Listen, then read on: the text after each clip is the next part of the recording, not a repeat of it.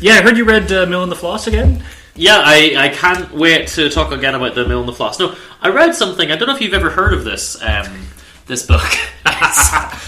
It's by a chap you maybe don't know called Daniel Defoe, and it's Moll, Flanders. I've got it here just to show it to you to educate you about this book. I think I might have mentioned it once to you before. You've been recommending it for like 6 months.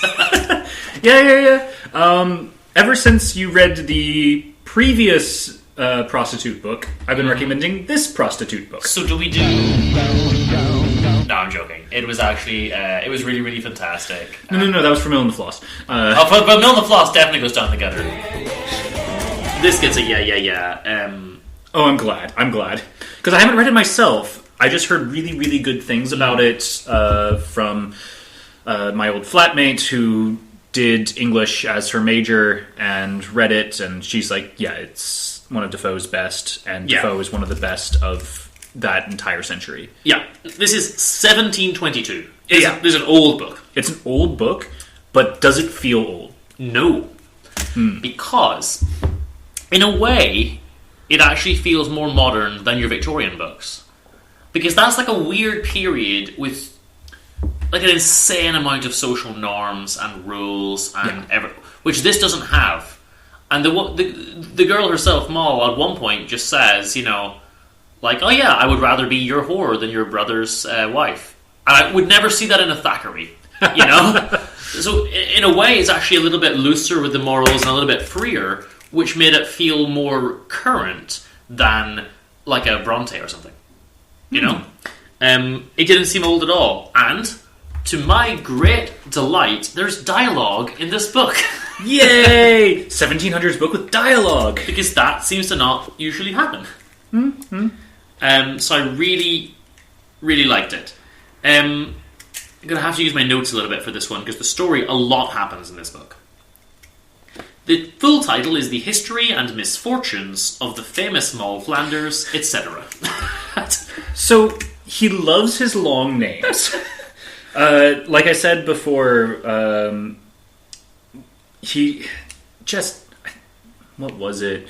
It was just incredibly long name for pretty much all of his books. Yeah. Anyway. It's about 80 pages in, I think, before she adopts the name Moll Flanders. It's not her real name. I don't think she's a bad person.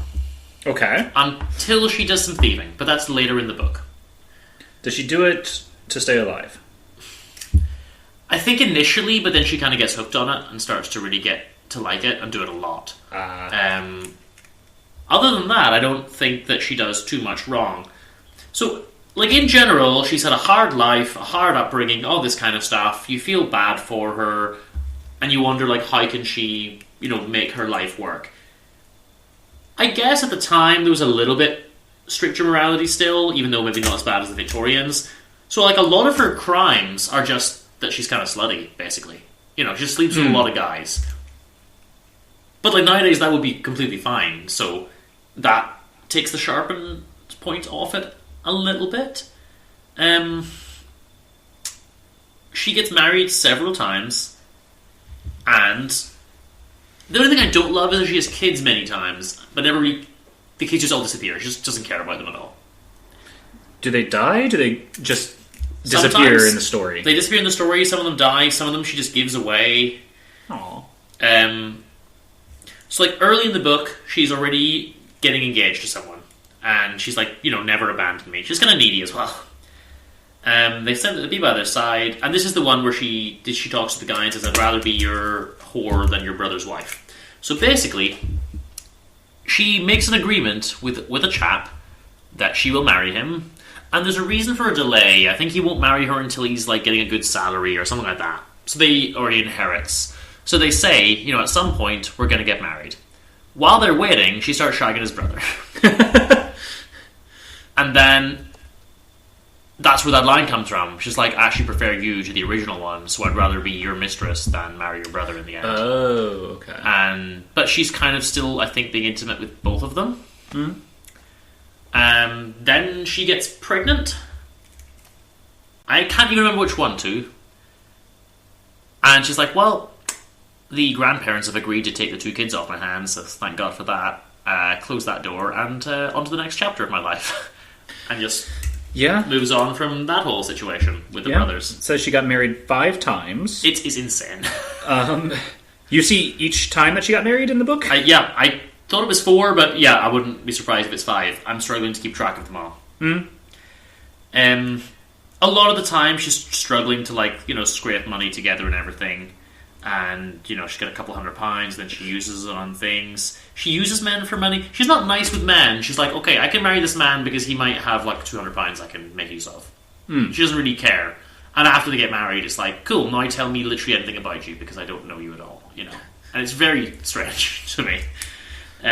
She'll also deliberately swindle people. She's like, okay, I'm not going to lie to him, but let's start some gossip that I'm a rich widow. And then the man proposes, you know. I think she does that twice. And then they marry her. Because, of course, they're just like, cool, I heard you're a rich widow. Let's immediately get married with no other conversation about this. You know? She's like, now I will take your money. And then, of course, she doesn't have any. So Yeah. that happens twice. Where's the... So it also mentions incest. When does that happen? So, yes. After that we've got to, she then's like, well, I find a tradesman who might have some money, so I just marry this tradesman. He's kind of not that nice to her. He gets lots of debts, and he flees to France and says something like, if you don't hear from me in a few years, assume I'm dead and you're free to remarry. So with no... I mean, I don't know how the court would feel about that, but she's like, cool, I guess I'm free to remarry then. It's been actually a very short time. Yeah, it's probably been like 3 weeks. Yeah, it's like, well, on to the next husband. There is an interesting line, though. When she's married to the one brother, she says, I committed adultery and incest every day in my desires. So even when she was married to the one for a while, she still always wanted the other one. So she's very all over the place with her affections. But yes, the second husband runs off to France, and that's him gone. And she's like, I have a husband and no husband. What do I do? So she meets a man who says, I have a wife, but no wife, because she's a whore. And he's like, cool, well, if you can manage to divorce that whore, why don't you marry me? Another whore. Yeah. It's like, alright. I mean, it's not better or worse, technically. I guess it's just, it's no better or worse. She's kind of surprised when that actually goes ahead, and that guy then does get... But the guy's also mean. He's like, well, I finally got rid of my wife. I told her I was going to leave her, so she committed suicide. So I'm free to marry you, I guess. All good news. Yeah. Just completely looking over that suicide. I got divorced and she killed herself? Win-win. Yeah. So that was startling to read. These old books have very little value for life sometimes. No. There's a shocking moment in a Dickens where this woman is looking after like kids in an orphanage, and they're paying her like a penny a day. Yeah. And just like, another baby fell into the fire. Okay, you got any more for me? Like, just no interest at all in this screaming, burning baby. Like, insane things happen in these Victorian books sometimes. So, Not even trigger warning. Anyone? That was shocking. But anyway, so is there a gun? Is that why there's a trigger warning? There is not a gun, but she then wants to marry someone else, and this is the first one she swindles. And honestly, the guy's pretty good about it. It happens twice where they're like, God damn, I thought you had money, and you thought I had money, and none of us has any money.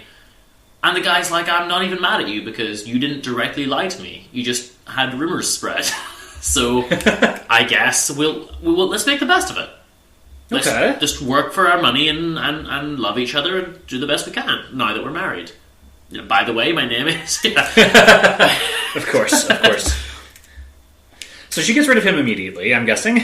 No, I think that one lasts for a while. They do seem to get along well, and they move to Virginia. Okay.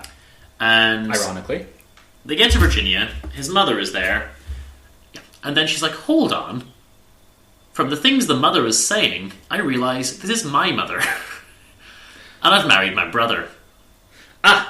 There's the incest. Okay. And then she has a kid with him. And then she gets really freaked out. And she's like, I gotta put him off. Like, I can't sleep with him anymore. I can't love him anymore. But I'm also not gonna tell him or his mum. So like 3 years or something pass where she's just like, I'm just going to think I'm acting weird for several years and becoming really non-affectionate. We're not going to tell anyone why.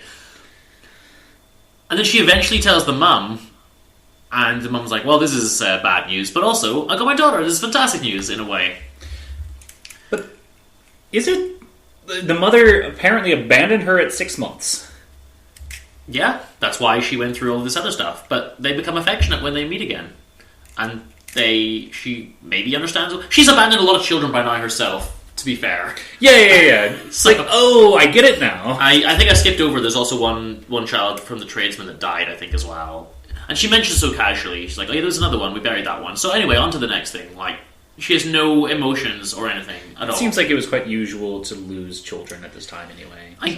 Yeah, Mum, there is that. They eventually explain to the guy that, and he's like, oh my god, this is horrendous news. I'm going to let you go back to London, but please know that I will always look on you as a sister, and we will have a good relationship going forward. Ah, well, you say that. I am your sister. It's more or less okay. Like, she goes away, and the relationship is more or less fine. I think she then gets married again to someone she always refers to as her Lancashire husband, because he's from Lancashire. And I'm like, well, you need to put adjectives before the husbands, then you've got too many of them, I think. Yes. And I think another thing happens then where the rumour type thing happens again, and the guy's going to marry her. And this one she really falls in love with. Even though he's trying to swindle her this time. It's like, oh, your sister was telling me, like, you've got money, and I told her I've got money and everything, so now we're going to get married. And the guy's like, aha! It's not even my sister. We were running a con. We were trying to trick you into marrying me. We've got no money, but you were doing the same to me, and I've got no money. Let's fall madly in love. And Respect. They do. Respect. And this is the one that actually works. And at one point, he goes to leave her, and they do like a Jane Eyre moment where she calls across the cliffs or something, and he comes galloping back like, how could you ever leave me? I heard you from miles away and came back. And they actually have a good relationship, and he gives her money, and a lot of these men give her money as well, and everything is like really good. She really, really loves this one. And then I'm going to skip my notes and do this from memory, so some of this might be out of order. At one point she goes for legal advice, and it's like, well, I'm going to now shag the lawyer. That might have been the same guy who was waiting on getting rid of his wife, actually. It's a bit hazy. So, that guy she stays with for a while, he eventually does... They get separated, I can't really remember why, but that's the one she comes back to at the end of the book. And they go back to America with that one. That's the one she falls in love with, and she doesn't want him to leave her. It's unclear, like, what was so special about him versus the others, but she just seems to like him. But they do get separated again, and then she's with someone else, and then she sees her husband almost get arrested, like 3 men are accused of a robbery or something, and she's like, that's one of my husbands. He's a good guy, he wouldn't have done it, but I can't say that because I'm here with this other guy I'm with. So it's really messy stuff. There's one guy that she forms a relationship with, but for some reason, she's like, this is a non-physical relationship. We're going to be like platonic friends, and they even sleep in the same bed and everything. And it goes on for a long time. Until one night they get drunk and have sex, and then from there, then it just becomes like her usual thing again, and then she gets really, annoyed with him, and he leaves her, and she's really upset, but I don't really know what she expected. A lot of this is just, like, she has a kid with one of them, and there's one kid that she seems to care about, and she gives it to, like, a home. She's like, well, I can't look after this kid, I'm going to send you, 5 shillings a year or whatever it is, but I want to come by once a year and see that the kid's okay. It's like, oh, you didn't care about the other 5 that you've had? But okay, I guess this one is... This one's not going directly to the mines. Yeah. Cool, guess we care about this one. You don't have to be a chimney sweep. Well done. It's a bit sad because there's just this interlude in the middle, which honestly could have been cut, where she's like, well, I guess I've got to work for my money now. I'm poor, I'm getting older.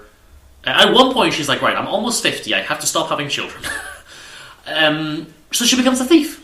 And she joins, it almost becomes Oliver Twist. She joins a thieving gang, and they go around, doing pickpocketing and stealing and things, and she almost gets caught a couple of times. But in the end, she does get sentenced. But are there any artful dodgers? There are not. There's, legal... She gets off with it one time.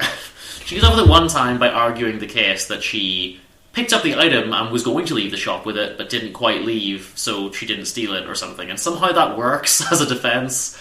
But then, like, the second time when she gets taken again, they're like, well, that's not... You're going to jail this time. Yeah. She does eventually go to jail. At least she's not like, I'm a woman. I don't know any better. Like, that could have been bad.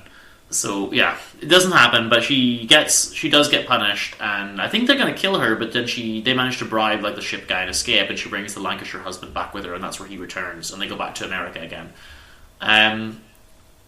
She meets up with the mum. Her husband, I think she waits for the brother. She never goes back to see the brother, which is sad. She waits till he dies, and then goes to his son. And is like, by the way, I'm your mum.